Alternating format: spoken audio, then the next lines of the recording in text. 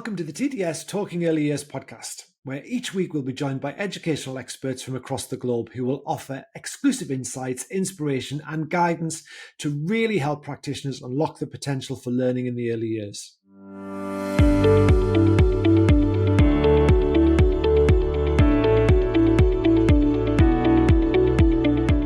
Hi, you are listening to the TTS Talking Early Years podcast with me, Alistair Bryce-Clegg, and my guest today, Kate Moxley. Now, in the last episode, Kate and I were talking about wellbeing and how important it is, not just for children, but also for the adults who are looking after the children. And in this episode, we want to dig a little bit deeper into how, as adults, we can really form those secure bonds, and so that we feel that we are connected as a group and also that we belong together. So, how, when you say, for example, Kate, we've got this group of new children that come in, or new children come into a setting at some point, we know that sense of belonging is really important for well-being. So you feel like you're part of a tribe, that you're understood, and people understand you and you understand them. How do you go about establishing that with a new group of children? So I think in early years, especially, we're quite renowned for the amount of induction and settling in, and often just how much time we take to get to know children and families. We have open days. We kind of bend over backwards, I think, to get to know a child and their family.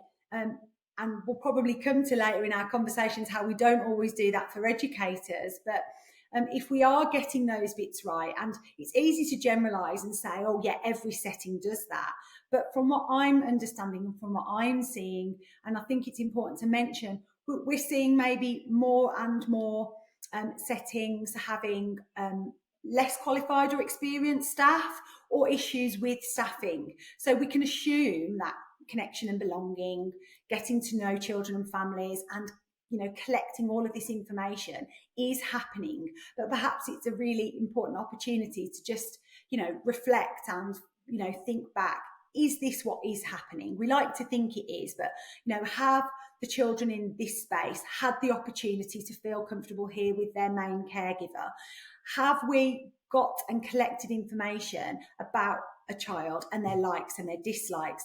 And do we have the training or support as educators to make sure that we are getting that crucial information? Because I think sometimes we might be taking part in conversations clearly based on our own lived experience and assuming that it's similar for families that come into our settings.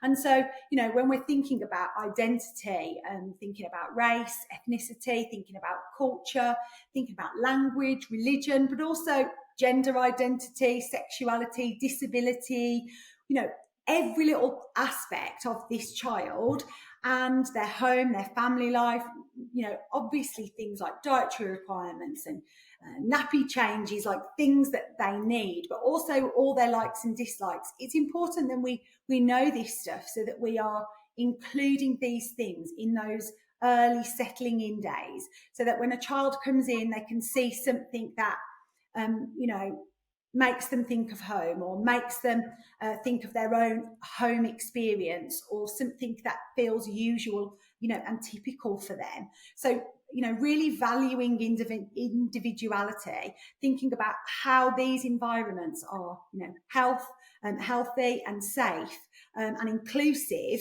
so that a child can feel that connection to us in order to be able, to belong.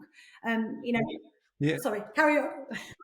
I was going to say that there's ideals that I think, which are really good to cling to. And I mean, you've touched on it, and we could have a whole podcast on it. But that idea that there are lack of staff, there are people leaving our profession in droves, basically because it's not a job that fulfills them anymore, or it's literally driving them into the ground. So you will have sentences that say, yes, that's all well and good, and we get the kind of theory behind it, but I've got lots of people off on sick, or I've got different people coming in to cover spaces. So it's also about having a means of trying to communicate that information you've gathered. So if you have got other people who are coming into that space, that they can use as much as they possibly can. But what we don't want to do is boil it all down to, and as well, I think Ofsted are partly responsible for this, but things like, I'm going to have a cultural capital display, or I'm going to have a British values display, and therefore I'm touching on those things at a very headline level. Because if we unpick things like British values and cultural capital, what they're really, I think, or what they should be trying to say is get under the skin of all of the children and find out what is important to them, their culture, their family, all the things that you talked about before. But to do that, that takes time, and it's hard to have time to do that. I mean, there are lots of things that get in the way. Parents picking up and dropping off, parents who don't pick up and drop off. But again, in the wonderful world of social media and online video conferencing, there are other ways now that you can communicate with parents, as well as just sending out a booklet that says favorite color, favorite food, which again gives you headline stuff, but doesn't give you the information that's going to make that child feel like they belong. Because what makes us feel like we belong is somebody recognizing something that's individual to us and saying, oh, Alistair, I know you particularly like this, or look what I've brought out for you because your mum said, or your dad said, or whoever said it. Those are the things that create the sense of belonging, and they only come from that dialogue or that spending time with those children. So again, like we did in episode 1, we're kind of coming back to that need for good well-being for practitioners and children means quality time spent in the same space, breathing the same air, and getting to know each other well. Well, yeah, and it's that famous quote, isn't it? Children can't be what they can't see. So if they can't see themselves represented in their environment, or actually they have joined a setting where they are part of a culture where they are perhaps the minority, so there's a dominant culture, whether that is that there's a heavy cohort of boys, or whether we're thinking, in terms of race. So I remember attending one of Liz Pemberton, the Black Nursery Manager, one of her webinars, just thinking about role play, where thinking about what's included in a hairdressers, for example, thinking about different hair types and textures, again, from an intersectional perspective. So in early years education, thinking about an intersectional lens, what it allows for is, as we've said, valuing individuality, and it enables us to provide safe and inclusive, environments for children. And so what we are doing is acknowledging how we can make adjustments to include children based on their life experience. And as an adult, I can reflect, and I'm sure you probably can as well.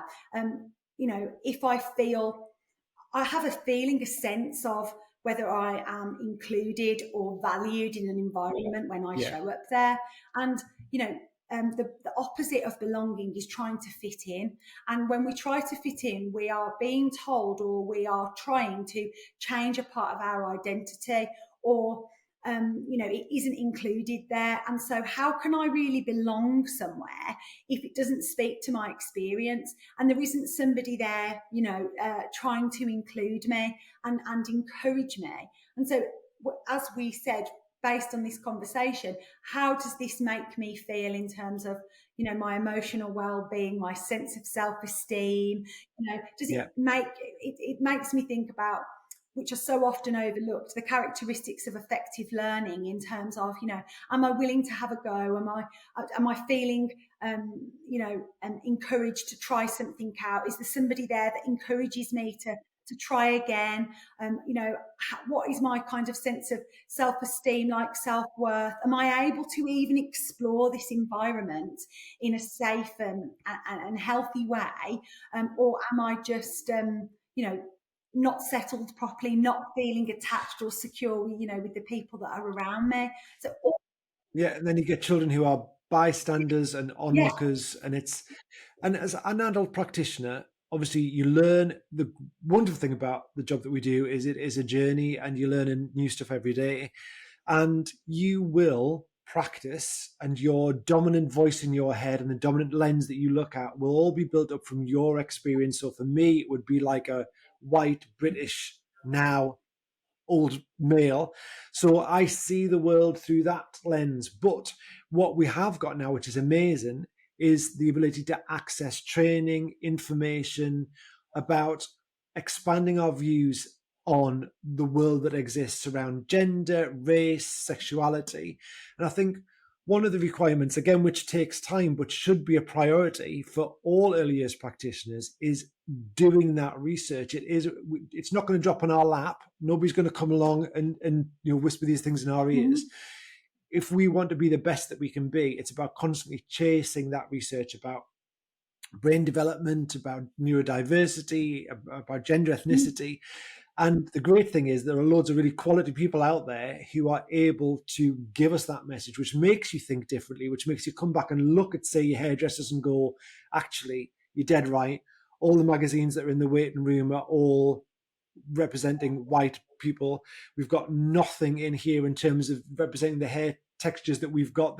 So those things may not have occurred to you before, but it's only through doing that kind of striving to find out more that you're like, right, well, now I know it, I can do something different about it. Oh, absolutely. And you were making me think of Kerry Murphy there, who her work around neuro-inclusive practice is amazing. Yeah. Just that whole affirming, including. She talks about difference over deficit. So focusing on how children are learning in our spaces before what they are learning. And too often we're so focused on that attainment. We're too focused on what they proving what they have learned here, because again of how we're regulated, or what we've got to prove or show to parents or people around us. But actually I can't know or really focus on what they're learning here if I don't know how they want to, if I can't engage them, if I'm trying to pull them away from something that they are enjoying. And so again, thinking around the way in which we are shaping and planning our daily experiences. So often when we think about what children are trying to tell us through their actions, through their words, through their emotions. As adults, we are trying to role model that emotional intelligence, that literacy. We might ignore our stress signature ourselves, but actually, if we can see that a child is displaying, symptoms of appearing to be overly worried or anxious about something, if we can see that they are maybe trying to avoid certain things, or they aren't fully engaging in things like you were describing, like just observing from the sidelines, or if they're having frequent accidents, or they're describing different things that are going on in their body, or we see it in, often the children that need the most amount of support and love and attention from us ask for it in the most unloving of ways. And I know that we can do that as adults too. So if we can see through a child's behaviour that they are not, their emotions aren't regulated, if they aren't able to self-regulate, then how are we as an adult trying to model that and honour care and trying to show respect for that, so that we can, again, try to develop and foster a sense of connection and belonging for this child?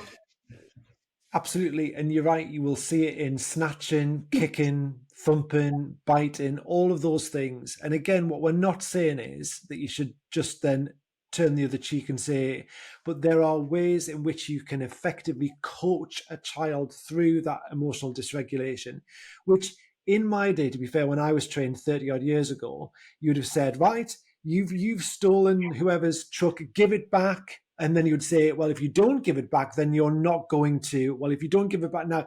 And I, as a practitioner early on, backed myself into so many corners where I made so many threats to children. And actually, what I wasn't doing was looking or listening to what was happening in front of me. I just clicked into, oh, that's not good. Hitting's not good. Kicking's not good, which it isn't. Or, taking other children's resources isn't good. So let's click back into compliance mode of give it back. Or that thing that we do all the time where we say you're sorry. And if you don't know what you've done or why you've done it, or you haven't got the concept of sorry, or you haven't developed empathy, what we do and say to children, because then the very best you can hope for is to go sorry, but they don't understand it or mean it. And the very worst is you get a very upset child who doesn't know what you're asking, so can't articulate, and suddenly their subconscious emotional connections with you and this space all become negative. And actually, it's only because you asked the wrong question or you asked them to do the wrong thing in the first place. But there are strategies that will support practitioners to coach through that. So we're not saying leave it and don't tackle it. We're just saying look at it differently. Oh, yeah, absolutely. And I think about, again, like you highlighted, behaviour policies or how we understand children's behaviour. If I think about what I was taught when I did my training back in 1996, it is very different to what's being shared Yeah. now. And actually, what I think we're seeing is some settings or maybe some schools that might be a little bit out of touch with, as you're talking about, leaning into professional and personal development opportunities to understand how some of these outdated systems and, behaviour, reward charts, expectations we have of children's behaviours, again, they are setting them up to fail, or they only suit the needs of certain children. And Yeah. it is this neurotypical, standardized ideology, if I can even say it, excuse my pronunciations today, always wants to trick me at some point, my brain. But, what are we expecting from children? So when I was a TA, if I think of some of the things that I used to say, I don't think my brain even wants me to bring it up and say. No, I know exactly what you mean. The kind of "how dare you" thing you used to say to children, or sit still, or come here, or and give them really high level adult emotional regulation and say, right, you're 3, Yeah, 4, now apply that. And looking back, it does seem ridiculous. And also, what you ended up with always was either angry practitioners or upset children. Even that thing about when you get to the point as a practitioner, you're raising your voice with a child and come over here and all that kind of stuff. If you've got to that point, then you're never going to find an effective resolution through that. And sometimes it is about, because everybody feels that emotion in the moment.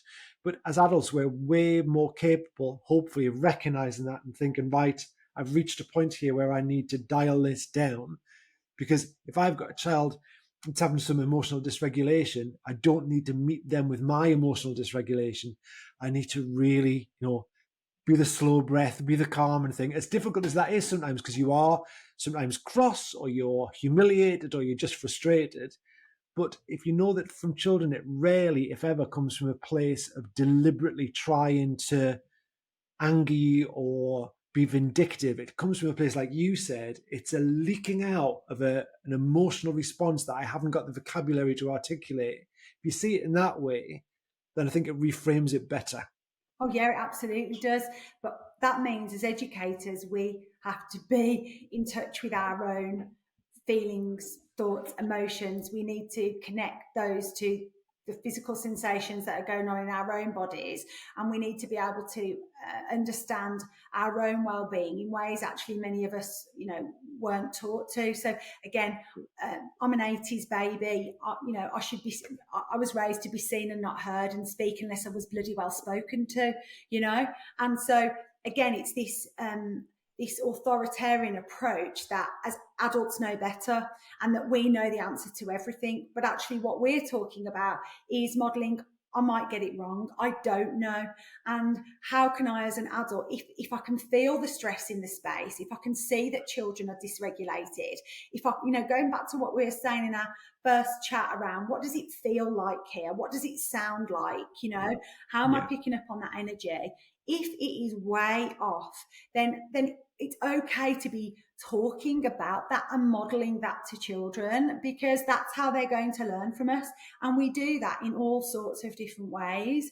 And I think generationally, we're seeing a collide of younger, newly training educators who have been taught about their mental health in the national curriculum, or through a change in how we speak about our feelings or our emotions or our mental health, colliding with different generations, more mature practitioners who feel terrified when someone mentions the words anxiety. It's like, don't tell them that, and actually the reality is, older generations or more mature practitioners need to keep up with some of the skills that newly training and qualified educators are bringing into the sector, because if we don't, they're not going to stay around. And Exactly.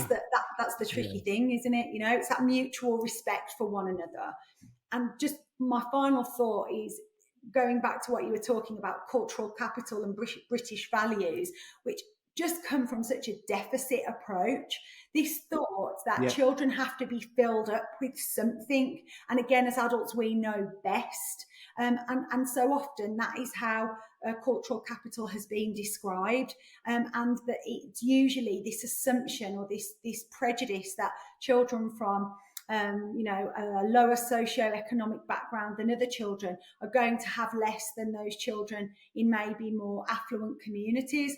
But as educators, what we often learn is that sometimes it is the parents who are really busy and both working, and maybe, yes, they're bringing in a wonderful wage, but that means they've got less time to be there with their own children. Yeah. And this is not about shaming anyone, but this is the reality. To make an assumption that someone from a lower socioeconomic background is not giving a child the emotional support and the things that they need is just so wrong, and it perpetuates prejudice and stigma that is not the reality. So again, we're broadening our perspective, and we are leaning in to listen to understand people's experiences that might be different than our own.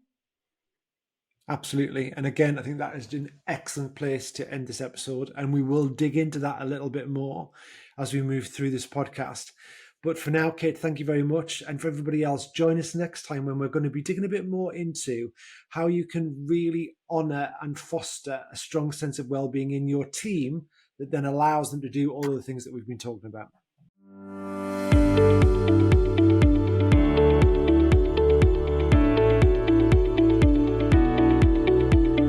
I'd like to say a huge thank you to our guest, Kate, for joining us and providing such valuable insights. You've been listening to the TTS Talking Early Years podcast with me, Alistair Bryce-Clegg, and Kate Moxley. Now, if you've been inspired by our conversation today, then don't forget, you can sign up via the link in our episode notes to be the first to hear about future episodes and also access exclusive follow-up content, which includes ideas for your setting and the links to all the relevant resources.